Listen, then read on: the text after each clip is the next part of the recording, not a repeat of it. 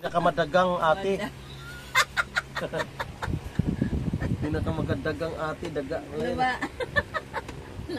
Nabaligtad yung D at saka J. Kaya nga. Happy 60th birthday sa pinakamaganda kong ate sa buong mundo.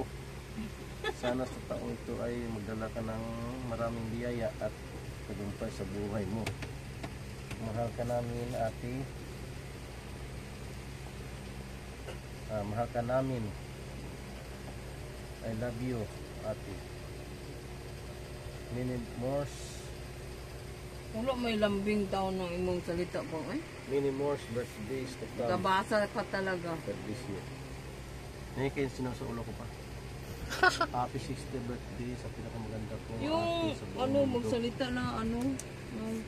So, Kahit hindi man nasunod yung ano, basta na ito, isabi magdala mo. ka ng maraming biyaya.